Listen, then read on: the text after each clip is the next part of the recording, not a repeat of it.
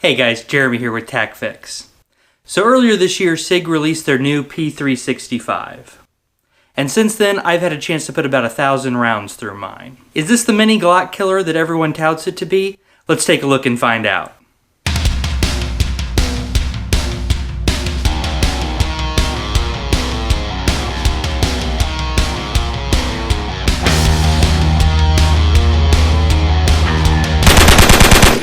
Sig Sauer released their new P365 this year. I was able to pick mine up in March at a local gun show here in Kansas City. This pistol is incredibly small, and yet it comes in at 10+1 capacity, or 12+1 with the optional extended mag. So this is a great conceal and carry option. Now this pistol was kind of revolutionary because it's lighter than both the Glock 43 and the Smith & Wesson M&P Shield series, but it's also narrower and shorter in slide length overall. In case you're a fan of those two pistols, you'll notice it packs 3 more rounds than the comparable M&P, and 4 more rounds than the comparable Glock 43 in their unextended versions. So the capacity on this is pretty remarkable. Now, if you've been following the information about this gun online, you'll notice that there are 3 main problems with this new gun that keeps getting mentioned.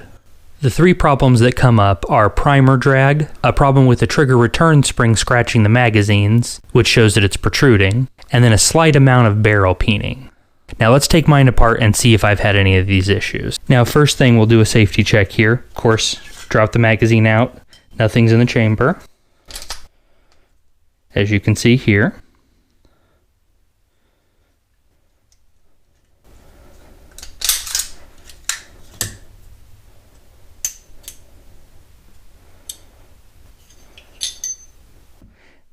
Now we'll go ahead and start with the barrel peening issue. Now, most of the reports have shown that barrel peening would typically occur on the side portions of the barrel or on the top, somewhere in the lug area. And I'll put some closer up shots into the video frame, but I really am noticing no peening. There are minor scuffs and wears, but of course I've put 1,000 rounds through this gun. You would expect scuffs and wear. We've got a few scuffs and scrape near the hood area. All of this is normal wear and tear on a 1,000-round gun, so none of this is a cause of concern for me. Now, working back, the next issue that you commonly hear about is the trigger return spring, mainly that it's protruding into the grip part of the frame here and causing scratches on the back of the magazines. Now, I've examined my 3 magazines. These are the only 3 magazines I've ever had for this gun, and there really is virtually no scratching. You do notice a slight scratch on this middle one here. I'll put a closer up section on the video so you can kind of see that. There is a very minor scratch. Considering that none of the other 2 magazines have this, I'm going to go ahead and chalk that up to some other source. All in all, I've not been experiencing this issue. Alright, now the last problem that usually comes up, and this is the one that's usually most talked about, is primer drag. Mine has had a little bit, full disclosure, but I feel that it's pretty minor, and it hasn't affected the function or performance of my firearm. Up on the screen, you'll see a photo of a few of the spent casings that have come out of this firearm. Now, you'll notice that there is a little bit of primer drag, but that's fairly common on subcompact pistols. There is a bit of variance from model to model as to how much primer drag will happen, and it tends to be that the more primer drag that a pistol produces, the faster the striker is going to wear out. Specifically, the tip will crack or break off usually.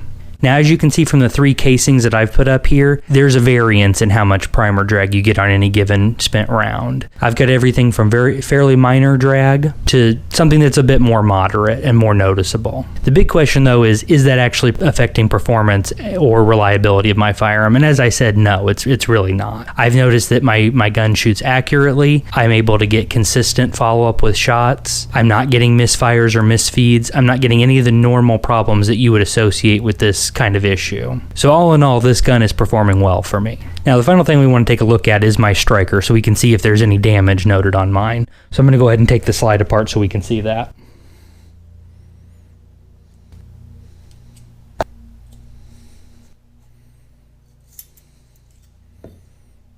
Now I'm going to try and get this to focus here, but worst case scenario, I'll put another photo along the top.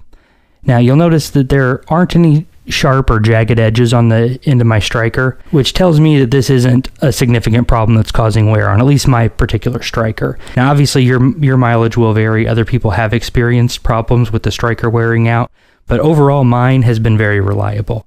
I'm not getting any sharp edges or burrs, and I'm not noticing any reliability issues. Now, one notable YouTube personality that has experienced a lot of issues is the Military Arms channel, and I grant that his run with these pistols has been rather lackluster. I believe last I knew he was on his third Sig Sauer p365, which I grant that would scare a lot of people off from buying this gun, at least in its first iteration. Now, one thing I would say is you would expect that a brand new firearm design out on the market is going to have some issues. This one's definitely had its share of growing pains. But overall, my experience has been great. I also think that it's a testament to this firearm's design and how well it's engineered that he's gone through the trouble of testing 3 different pistols. It says something that he likes the design so much that he keeps trying to find reasons to keep shooting it, because it really is a pleasure to shoot for such a small pistol. Now, one thing I have read about this model, and granted this information is coming from sources on the internet, so take it what you will, and my experience has only been with this particular individual example of the P365, but from what I understand, most of the problems that Military Arms Channel ran into are going to be from the earlier models. Mine, despite how early I was able to pick it up, came from the second run of this gun. Mine does have the X-ray sights on front and back, tritium front and rear, so it did come from the second series of this pistol. Now, in that 1,000 rounds that I've shot, how accurate has it been? I would say hand shooting, I've been able to consistently get 2-inch groups from 15 to 25 yards, and that's actually pretty impressive with a subcompact pistol. Now, when I'm taking my shots slower and bench resting or using some kind of resting device, I am able to get sub 1.5-inch groups, so this pistol will perform.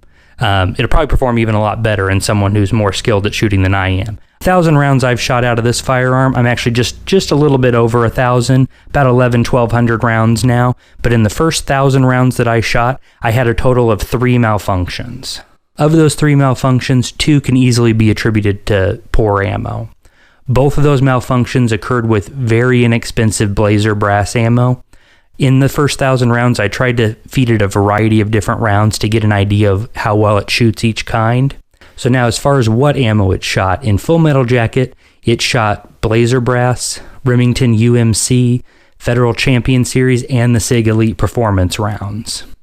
In hollow points, I fed it a combination of the Sig Sauer Elite ammunition, the nickel-plated jacketed hollow points, Federal Premium Hydra-Shock, and Hornady Critical Defense. And other than the performance problems you'd expect with cheap ammo, this gun has fed all of them very, very well, in my opinion.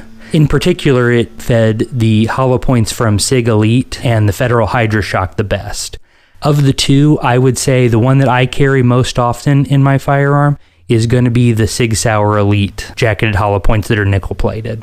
Now, as far as the Full Metal Jacket rounds, the ones that you just plink with at the range, strangely enough, the Sig Sauer was not actually the most reliable. For that, I mostly shoot the Federal Champion and the Remington UMC. Now, obviously, there are many other options out there for what rounds you might feed through this gun.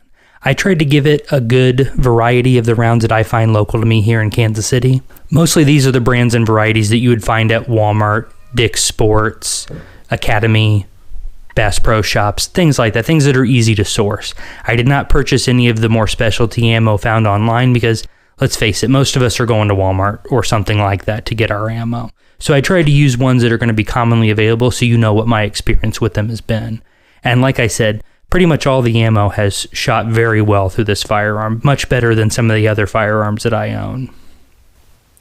Alright guys, so that's a review of what my experience has been with the new Sig Sauer p365.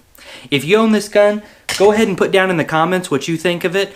What's been your experience? Have you had any problems that are different than what my experience has been? Let me know. I'd love to hear from you. Alright, so once again, I'd like to thank you guys so much for watching today. If you like this video or any of the content I presented today, definitely smash that like button. And you know what? Consider subscribing. That way you can get the latest videos as they come out.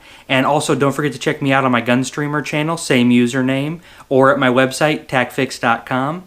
And thank you guys again so much for watching. Your support is greatly appreciated. Have a good night, guys.